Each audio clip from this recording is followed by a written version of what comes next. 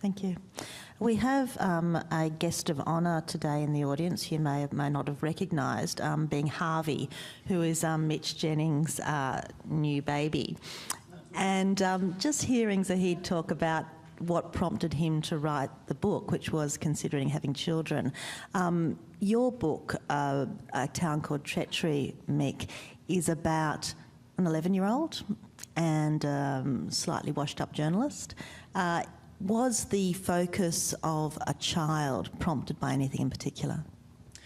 It was so remarkable to hear Zahid talk about starting writing his book when him and his wife started wanting to have children, because it's exactly what happened with me and Ange. And that was about 4 years ago, and the fact that Harvey's here 12 weeks old probably gives an indication as to how long that took us and how difficult that was for us. It was not a linear path to parenthood for us by any stretch.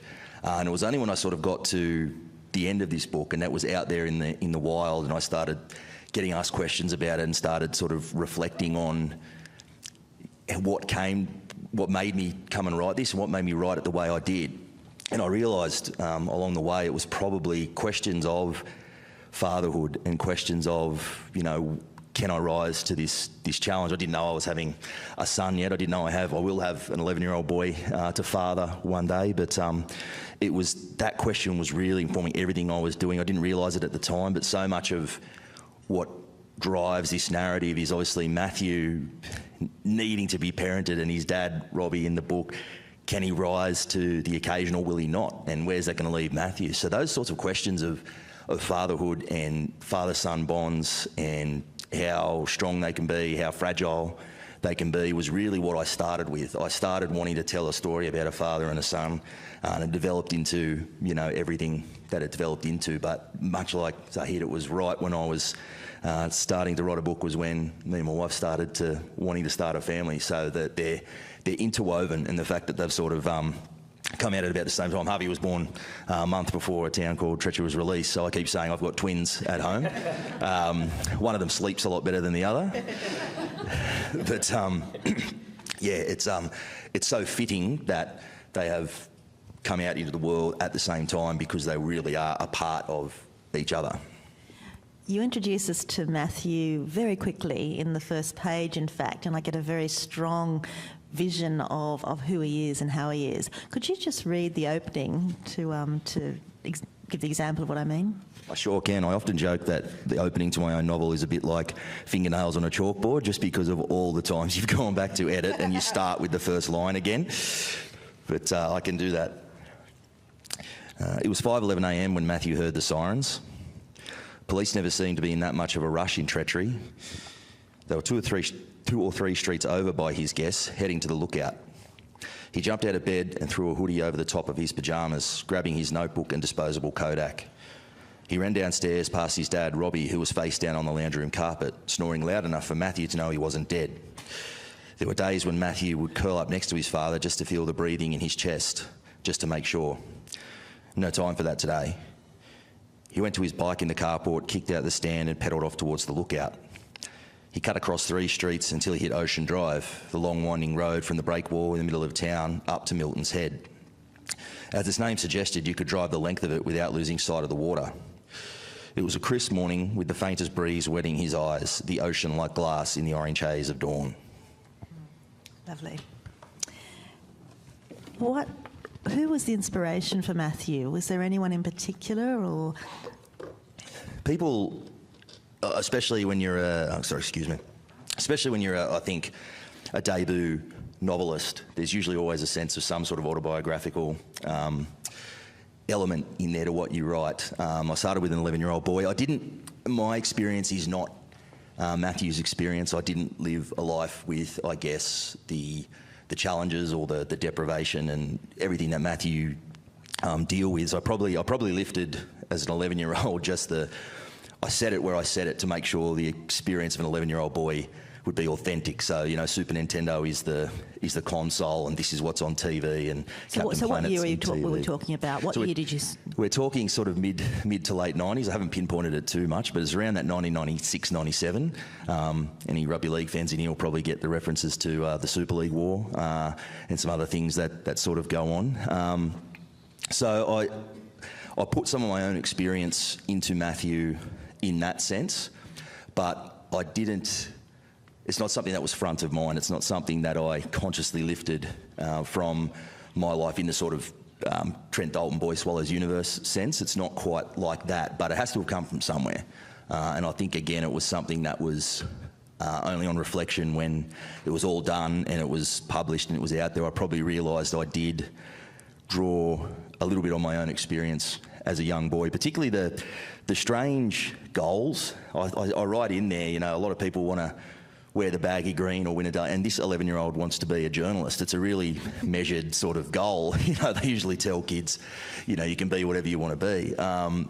So that was something that I probably drew on as well. I'd always had a desire to write and to be a journalist, and just the newspapers being the first thing that you look at in the morning with your dad and with your grandfather and all those type of things. So it was probably only at the end I realised that there's a bit more of me in Matthew than I probably thought in the beginning or intended to put in there.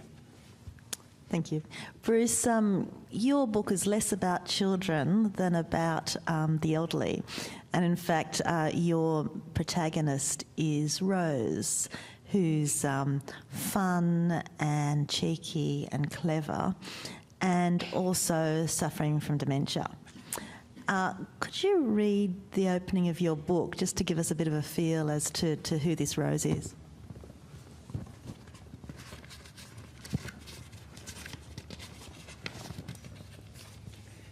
Thanks, Suzanne. Hello, everybody. Yes, this is the first 2 pages. Bear with me. Holding a microphone, turning pages of a book will be extending, stretching my coordination to the limit. So see how we go. In the beginning is the what's-its-name, the woman in the car park. She wears a nightgown and lies on her back, looking up at the sky. The nightgown is white and embroidered at the neck with blue, what do you call them? Forget-me-nots. A small crowd is gathered around her, all in their uniforms. All younger than the woman, much younger. They look at each other. They look up at the sky. They look down at the woman. They whisper. I see them as I come out of the thing, the elevator. I push my walker across the foyer to the big sliding entrance doors and look at them through the glass. From here, I can see the woman's neckline with its blue forget-me-nots. There is nothing wrong with my eyesight. I see that they are whispering through the glass. I see through the glass that they are whispering. In this place, they always whisper, or else they shout so you'll understand them. There is the doctor, or whatever he is, the angry nurse, the Filipino girl, and several others, as well as the nice boy who mops the floors. And the woman in the nightgown. She isn't whispering. She is intent on the sky. Intent upon the sky. Upon. Not a word you hear much. The woman is my age, and her nightgown is much like my own, except for the what's-its-names around the neck. And I wouldn't be wearing a nightgown in the car park. I get dressed whenever I leave my room. A proper dress or pantsuit, a decent blouse. I make the effort. They look at her as if she is a delivery that has arrived unexpectedly. Will they accept the delivery? Every day there are deliveries. Every day trucks arrive in the car park, and through the big sliding entrance doors come fellows wheeling upright trolley things stacked with boxes. And once, if I recall correctly, a famous cannibal, although that seems unlikely. But whether they are boxes or Hannibals, they always come with papers that need signing by the angry nurse. Is that what they're waiting for? The paperwork?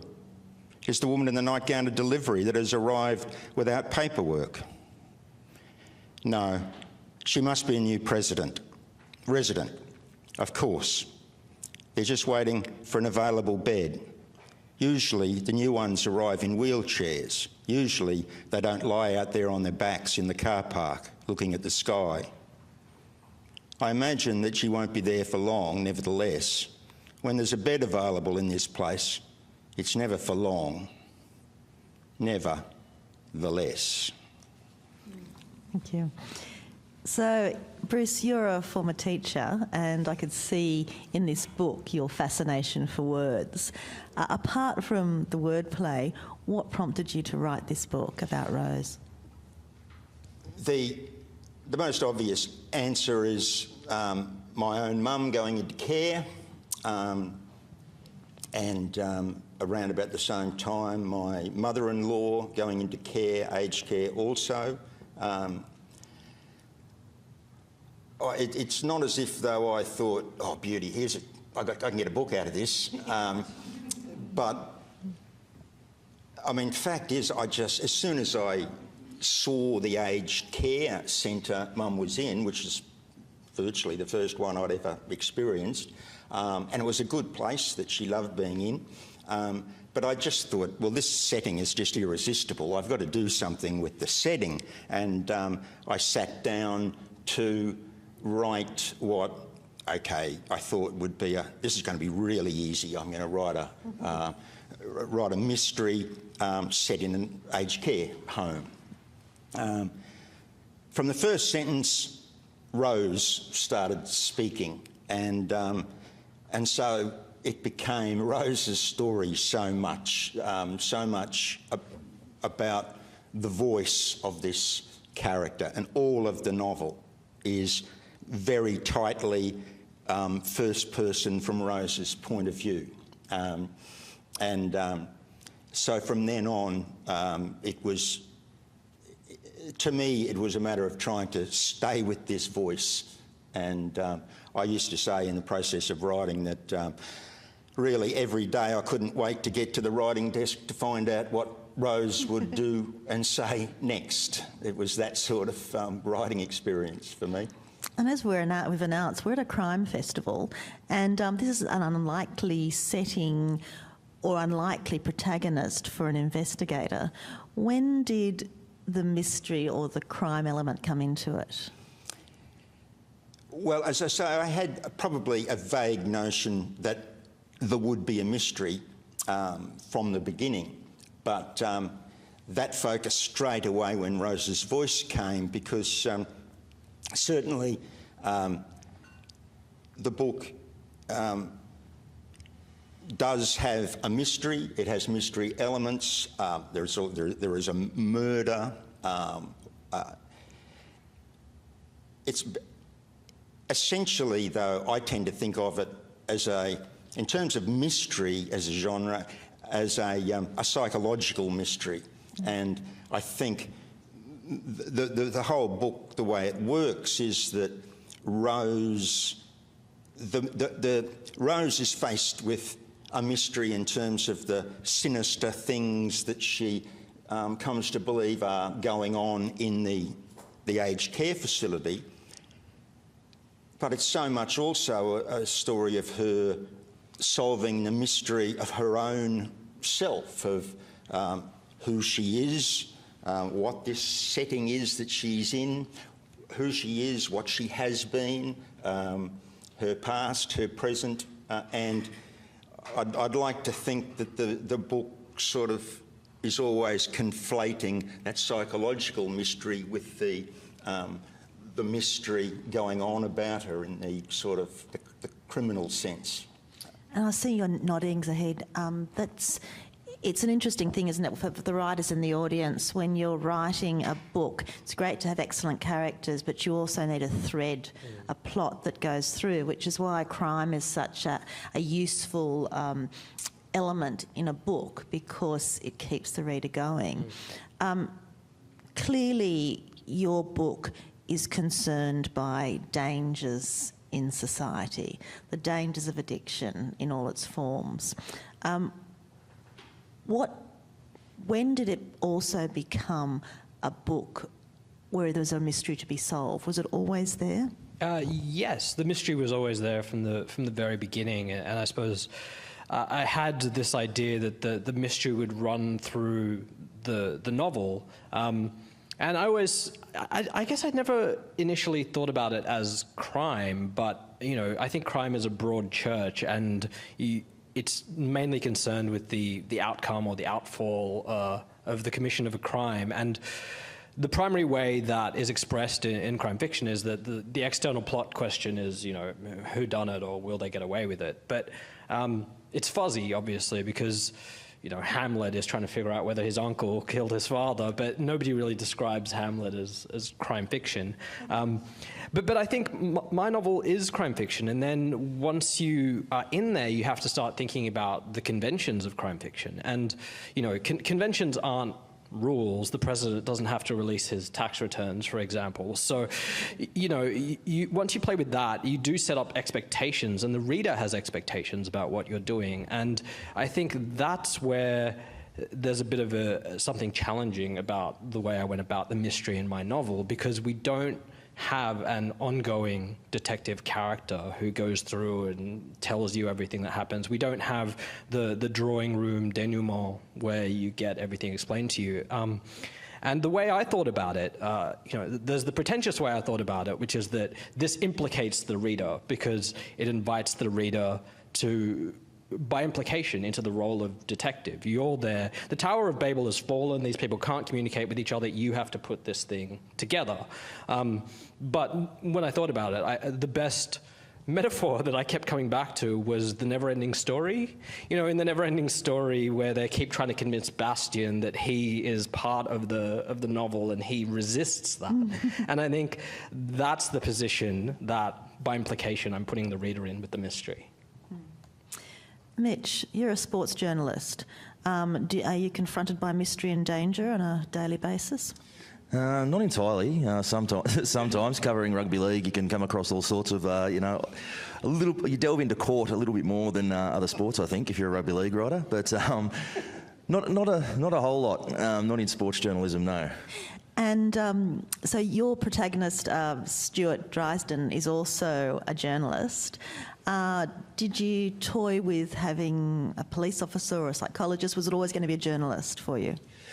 It was always going to be a journalist for me, and it was always going to be a bad journalist for me. I didn't want a good journalist, you know. I didn't want, as much as I absolutely adore those novels, I didn't want Martin Scarsden. I wanted a journo who is a bad journo. I wanted one who just wants to get in there. He's doing stories, you know, he's out in this town, Treachery, in a bit of a self-imposed exile. He just wants to get to the pub at knock-off, and he's sort of, and as you find out through the book, he's hiding from some things. There's some darkness there that sort of prompts that, but the idea of a bit of an anti-hero in that journalist sense, he just wants it done. I write in there, in the blurb, that, you know, a murder in a town called Treachery is a story most journos would kill for, but for Stuart Dryden, it's a major inconvenience because because he's pissed off that this has happened. He's just broken his you know, little world, this world that he set up for himself.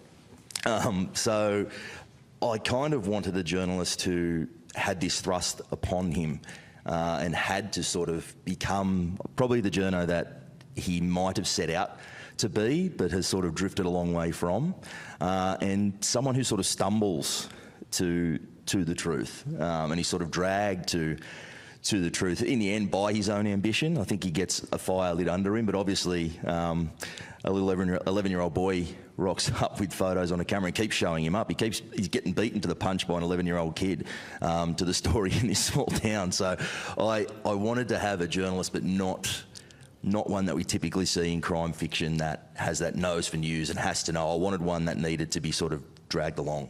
And has he got more stories to tell in the future? People have been asking me that a lot, and I'll tell you what, I'd have a lot of fun writing more Stuart Dryden. Such a fun character to write because you never know what he's going to say next. I don't know what he's going to say next. I was a lot like Bruce said, you know, I was coming to the table every day and going, you know, what will he come up with next, and setting up these little, almost like in the sort of stand-up comedy sense, like setting up punchlines and sort of disarming people and misdirecting people and then, you know, hitting them with a bit of a punchline, which also breaks up a lot of the dark themes that we're covering in crime fiction. I think humour to me is our most powerful defence to pain and to discomfort and it's so much fun writing a character like Stuart Dryden who really just leans on that a lot, and he's just trying to find the funny side of things and trying to hit people with these witty lines all the way through. So I'd have a lot of fun writing him, but I guess we'll have to wait and see if we delve back into the world of Stuart Dryden. I don't know how long he can keep being an awful journalist. Like, he's just probably won a Walkley now. So I don't know if I can keep him crap, or if he gets better. I don't know. Yeah. Bruce, just stepping away from your book for the time being and going back to your career as a teacher, both Zahid and Mitch have written about children in danger, effectively, or children in danger of neglect or missing. As a teacher, how much did you see of the lives that kids were trying to keep hidden while they're at school? Well, of course, you do become privy to some things, and you see some things and make some, have some suspicions and make assumptions about other things. At the very simplest level, I think it always seemed to me, I very much believed in that idea that even in ways that you may not know all the detail about, that for a lot of kids, going to school every day, a teacher could potentially represent a safety, a support, even a certain type of love that they may be getting from almost nowhere else, or they may be you know, for a lot of kids, this may be the safest part of their day or their world, and that always seemed to me, that sort of relationship between teachers and students. You know, for all the PowerPoint demonstrations I was subjected to at staff meetings over the decades, which I carry a lot of trauma from. It's always seemed to me that the teaching stuff that mattered happened in the trenches between kids and teachers, and often that was just a matter of how they spoke with each other and dealt with each other,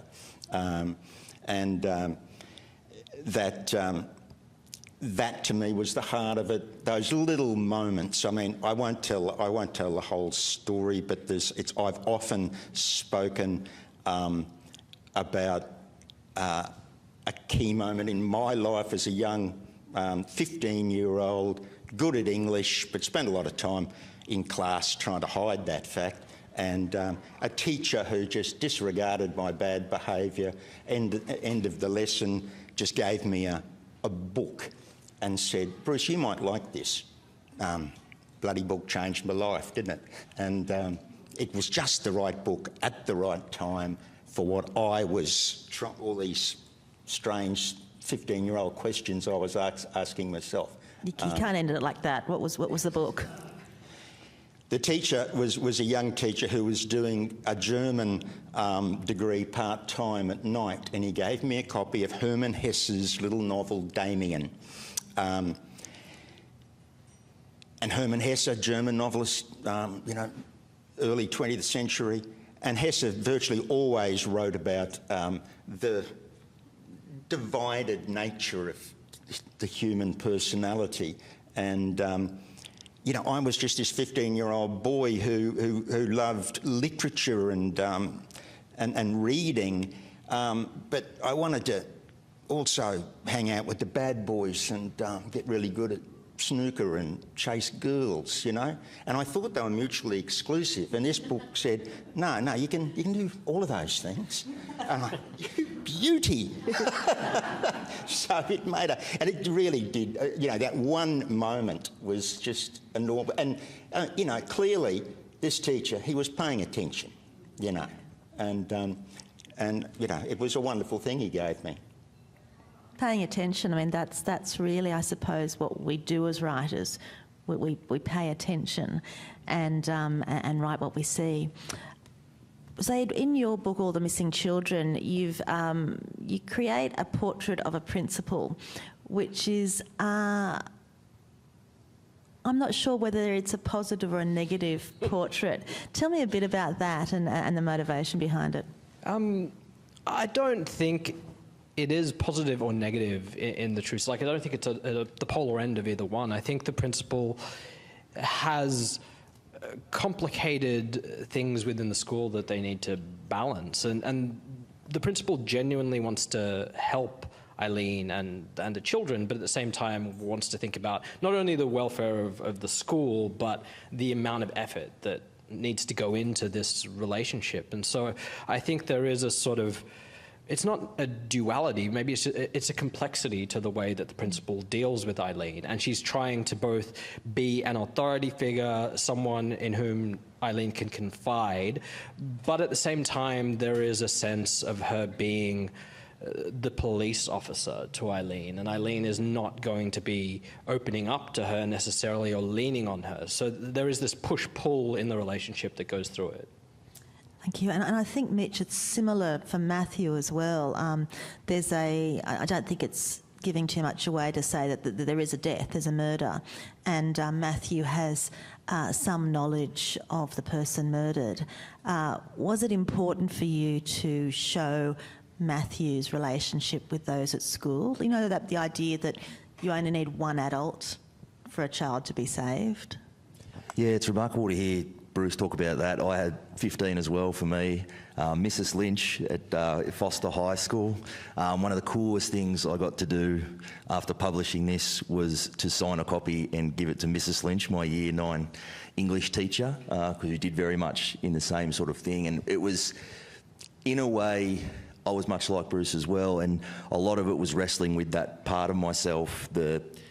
I liked English and I liked writing. I was very much like Matthew. I liked to go away by myself and have this sort of insular sort of life, but then I was also at the same time thought I wanted to be, you know, a football player, and I was sort of also leaning towards that sort of toxically masculine world at the same time, and the wrestle between the two is sort of a lot of what's at the heart of this book.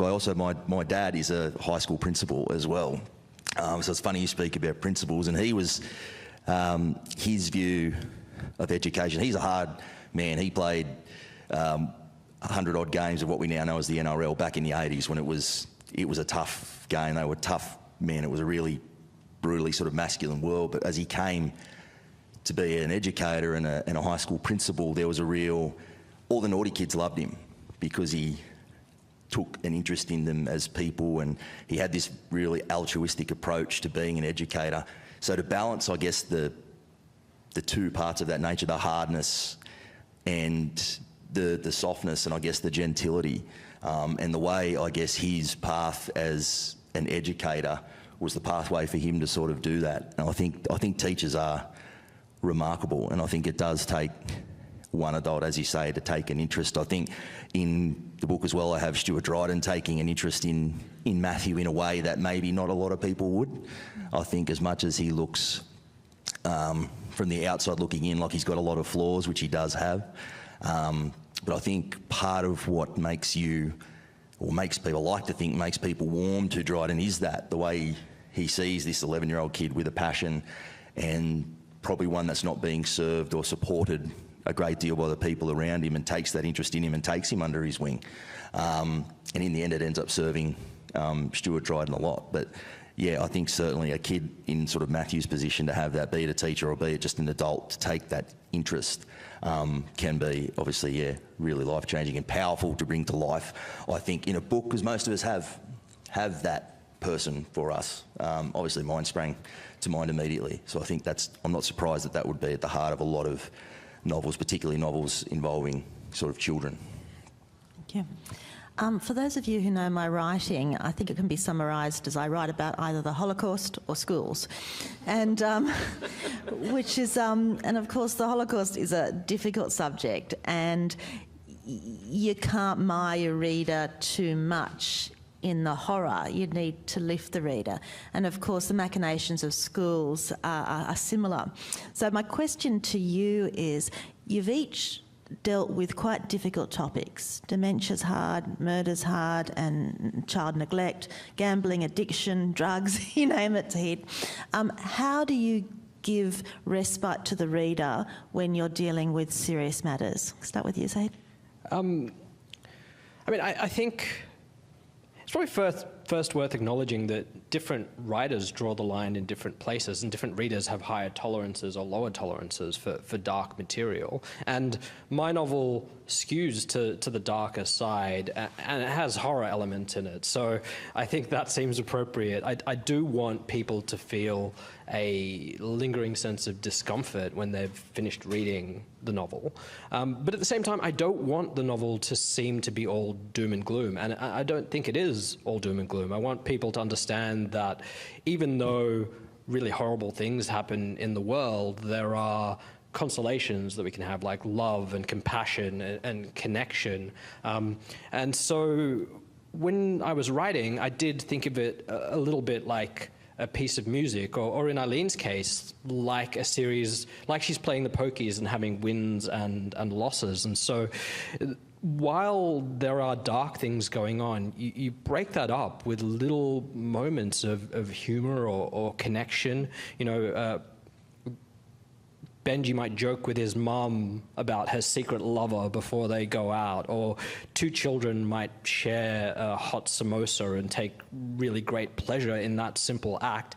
And through that, you kind of see that that's the full spectrum of the human experience. It's not all dark. And even when I was talking about children, I was thinking about children as a presence, a kind of a haunting presence or an occupying presence. And I have two children, and they do take up a lot of psychological space as well as physical space in your life. But you get these amazing rewards, and I wouldn't really have it any other. My son's been telling people that he knows exactly what my book is about, and it's all about blah.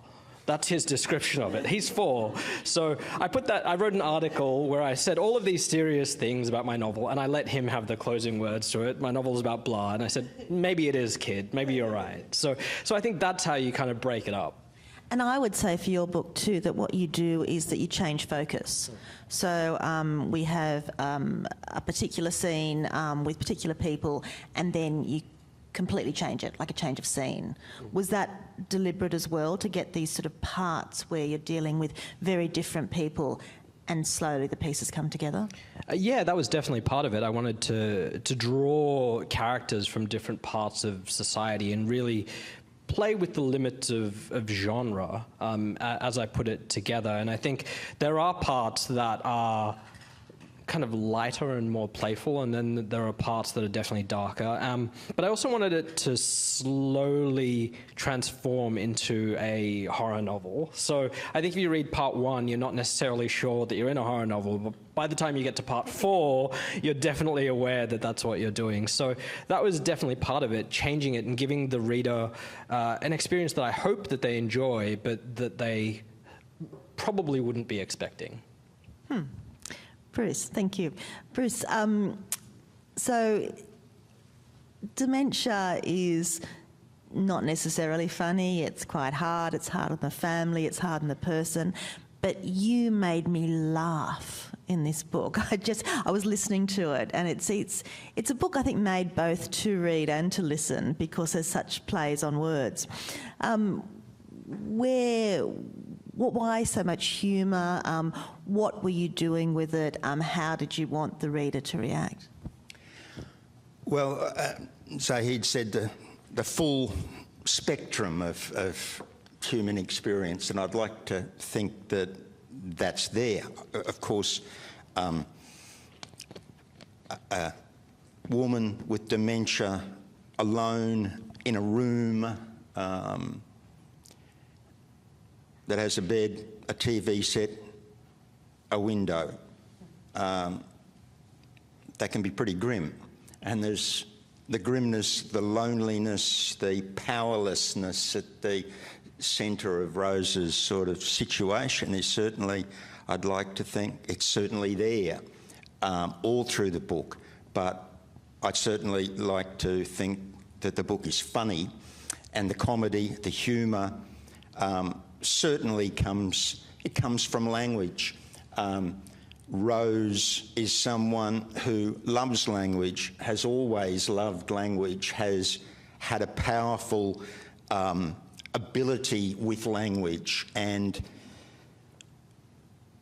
so much of the wordplay, the terrible puns, truly awful jokes and so on that pepper the book, they're all language-based, and Rose, she's partly about putting together her understanding of her world and herself through language. She's groping to try and find the right words. She's trying very hard to not lose the language and to reignite some of the language she's had. But she's also still good enough at language in ways or at certain times to be able to use language very playfully, wickedly. She uses language sometimes to really subvert the expectation of others, to make life that bit difficult for all the well-meaning people who are around her trying to support her, but who are also not beyond patronising and condescending to her. And so as a result, there's even quite a spectrum of how Rose plays games with language. Sometimes she's not quite getting the right word and you see her struggling, and sometimes that's very, very emotionally freighted, I think. Other times she is having fun, and sometimes we have to, is she having fun? Is she having trouble? Or both. Is it a delusion, or is she speaking the truth? Yeah. Isn't it? And, of course, Rose is a character that perhaps has that sort of dispensation to speak certain types of truth because of her special situation. And she's prepared to use that in her own way. She uses what power she has. She's damned if she'll remain powerless. That's not her style. So certainly language and wicked humour is part of where she fights to get power back. It's true. Mitch, we've got a neglected kid who doesn't have a mother and whose father's struggling and whose pop's wandering. And we've got the dried up journalist living in a pub. And we've got a murder. It's not yet been solved, some pretty difficult characters. Where does the reader get respite in this? Humour, and I think I touched on it before. I think humour is our most powerful defence to pain. I have so much admiration for writers and filmmakers and artists and comedians who can do the tragicomic, because it takes so much skill to do, but when it lands, it's just so powerful. And I think basically when it comes to Stuart Dryden, it was going to be Matthew's story, this book, and Stuart Dryden was probably going to be, a key character, a primary character, but not a point of view character, not a protagonist. He became that.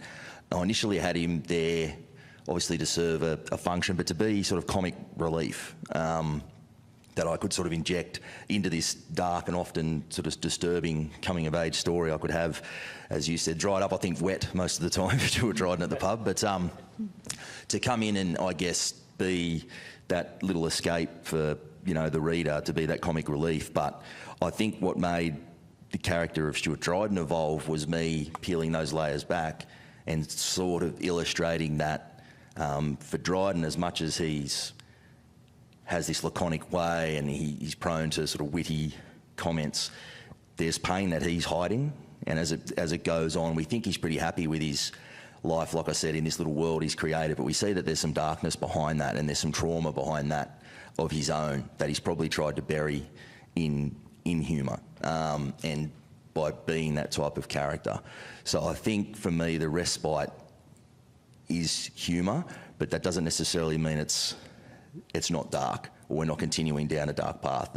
The humour can be there as well, but it's not a departure from the overall what we're seeing. It can still be very dark, and I think if you can make those moments funny and pull that off, it's very satisfying as a writer, and it's really a challenge I set myself in the end, with the Stuart Dryden character, how can I bring depth to this somewhat one-dimensional joke maker? We've got 10 minutes to go, which means it's over to you if there are any questions. I've got lots more, but this is your time. I think there may be a roving mic, or if not, maybe I will just repeat the questions. And also, we've got people live streaming, so if there's any online questions, perhaps they can be brought to my attention. So while you're thinking about it, I'll just find out quickly. Publishing process. So for two of you, it's the first book. Bruce, it's your third.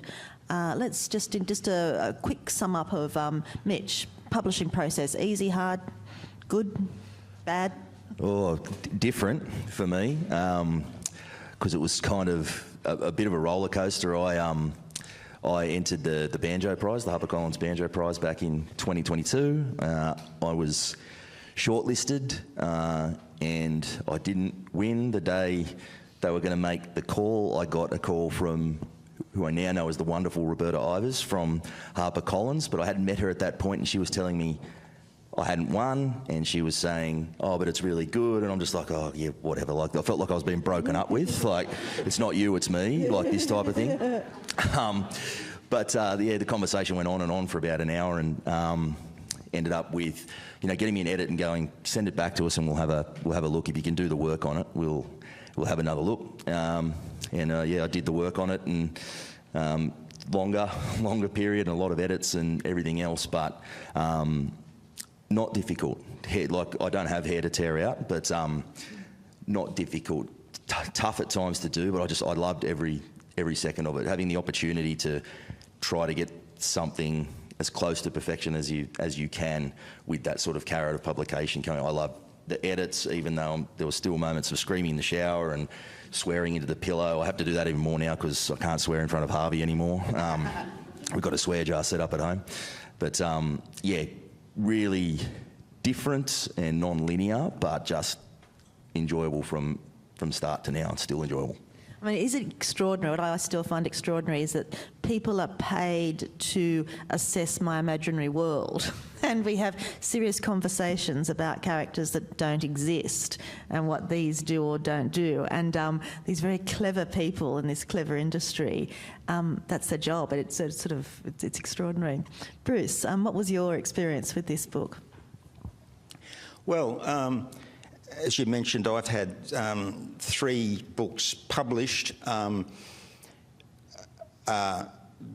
I can still rightly be here as a debut author. It's not as if anyone read the first 2.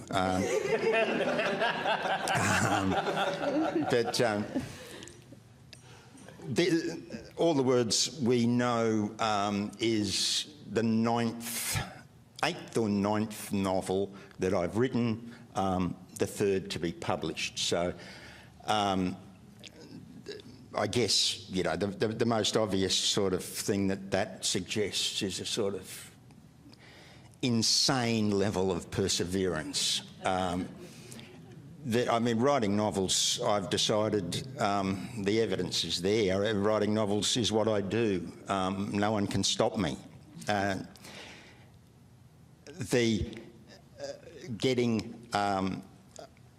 After quite a few years writing novels, I started the first novel in the late 80s, I remember.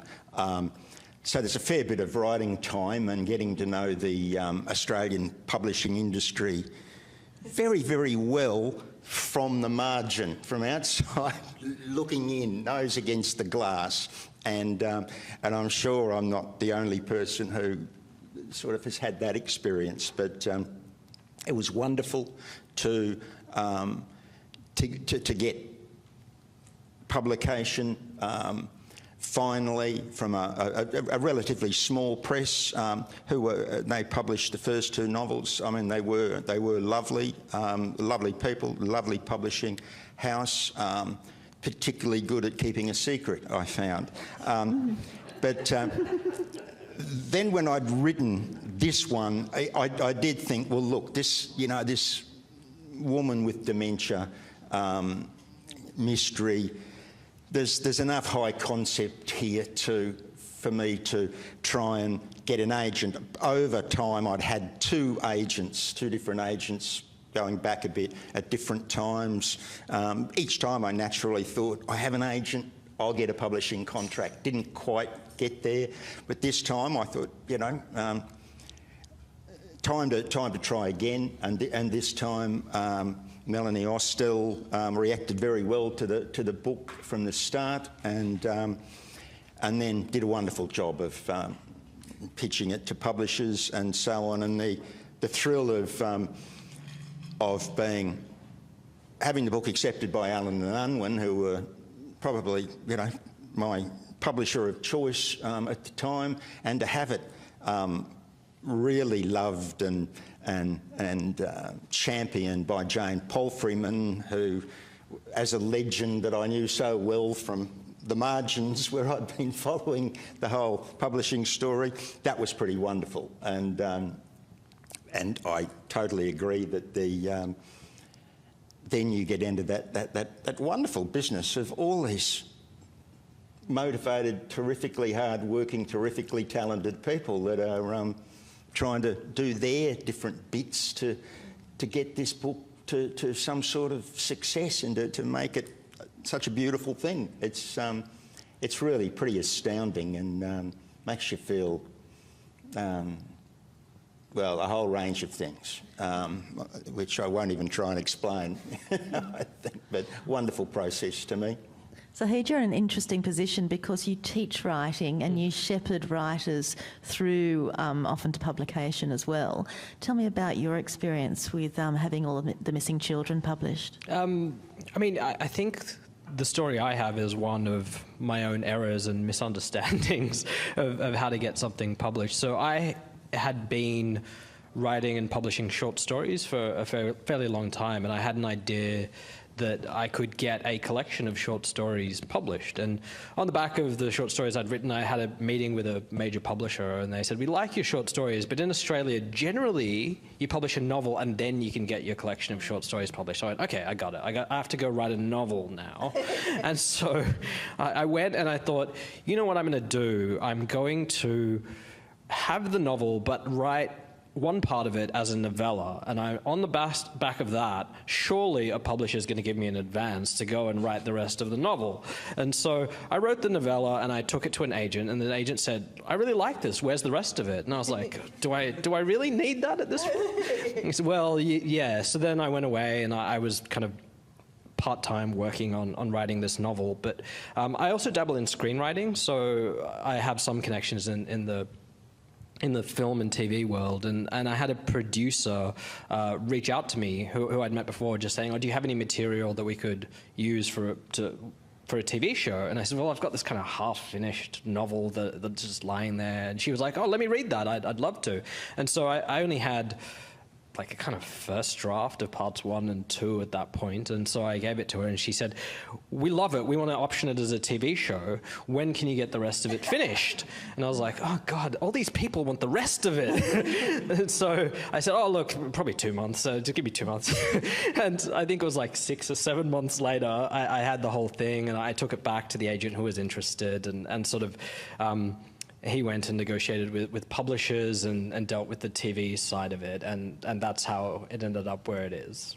And what's the situation with the TV at the moment? Well, TV is a long and arduous journey involving a lot of people and a lot of money. So it's been optioned and it's in development, but with TV it could fall over at any moment. So I'm hopeful that it'll continue, but you never know. Got time for one quick question if someone's burning? Yes. If you just, Hayley, if you just say it to me and I'll repeat it. We can see them at the front there. You've got 3 fabulous covers between you, and I just would love to know how much input you had, whether they were just kind of presented and perfect from the beginning, because they all look stunning and they all look very different. It's a question from Hayley Scrivener, and her question is that she loves the covers of each of them. Did you have much input yourselves in that? Start with Mitch. I'm not sure how much input I had. I don't know if I was sort of convinced that I'd had all the input in the world, but it was just the first cover that HarperCollins brought to me, and I just thought it was perfect. You know, you hear it's a bit of a grey area sometimes with publishers and how much say you have on the cover, and it's probably usually the publishers say on what the cover actually looks like. But yeah, this cover just jumped out at me straight away. I was kind of nervous, knowing that you don't always have say as the writer what kind of cover I might get. But Hazel Lamb at HarperCollins came up with this cover, which at first glance I just loved, as sort of, yeah, the innocence of the little boy sort of writing in his notebook with the sort of gritty harshness of, you know, the light, everything on it. Like it speaks for itself. But yeah, Hazel Lamb and HarperCollins nailed it. I don't know if it was my choice, but yeah, I could not have been happier with it, and still couldn't be happier with the cover. Bruce. Well, yes, I love my cover. It's not the cover, not the cover that I had imagined, but I loved it when I saw it. I really love how big my name is on it.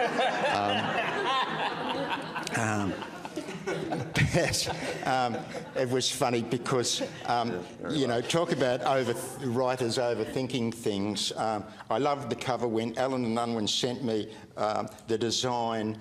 I said, I love the cover, but there's one problem. I hate the doorknob. There's a doorknob in the middle here. The original design had a doorknob, and there's a reason related to the book about why there's a doorknob and a swirling piece of silk, it would be in the book, which is the red band on the cover. But the doorknob of the original design was a fairly sort of archaic, curly-cued sort of 19th century English door of a library in an old, and it seemed cozy mystery to me, and the publishers already knew that I was, that my one thing had been, please, no coziness on the cover, just because it's an elderly protagonist. No doilies, they promised it to be doily-free zone, and I reckon that this doorknob they chose would subliminally give the cosy mystery, and they basically very gently told me that I was a dickhead, you know. But God bless them, I'd sort of thought, all right, fair enough, I'm a dickhead. But, you know, within 24 hours they come, but they changed the doorknob, which was so wonderful, though. So then I had to say to them, I think I prefer the original doorknob. And then they wouldn't speak to me for 24 hours. But no, new doorknob, great, I love it. So in our last minute, tell me about your cover. Oh, I mean, I love my cover. It's George Sard did the design. I actually got a reasonably big say in the cover, which I appreciated. I was asked what sort of cover I thought would suit the novel, and so I found some covers from authors that I liked that I thought kind of reflected what was in the novel. And then Robert Watkins from Ultimo Press brought me into their office, and they had a board table laid out with all of these different cover designs, and it was kind of overwhelming because there were so many. And he was like, "Can I just give you my top 5?" And I said, "Okay, that sounds good." And so he drew 5 out for me, and it came down to this cover and a much more traditional kind of crime fiction cover, and we were tossing up about which one to actually put on it, and I think I love this one because I think that, I mean, the elements in it are elements from the novel, but also I think it maybe puts readers on notice that they're getting something that's a little bit different to what they would ordinarily get, and kind of reflects the fact that it has horror elements. So once they gave me that design, I think, like Bruce, we went back and forth on font choices for a little while, and they probably thought, well, he is a dickhead. And then they just sent me just like, here's the final design, we hope you like it. And I was like, yeah, and I said, perfect. As we finish, in one of my covers, the publisher wrote to me and said, sales and marketing really, really, really love this cover. what do you think? So I rang my agent and she said, oh, you really love it, Suzanne. On that note, everyone's going to be signing their books out in the foyer, so come and join us, come and say hi, and see you around for the rest of the festival. Thank you so much, everyone. Thank you, Suzanne.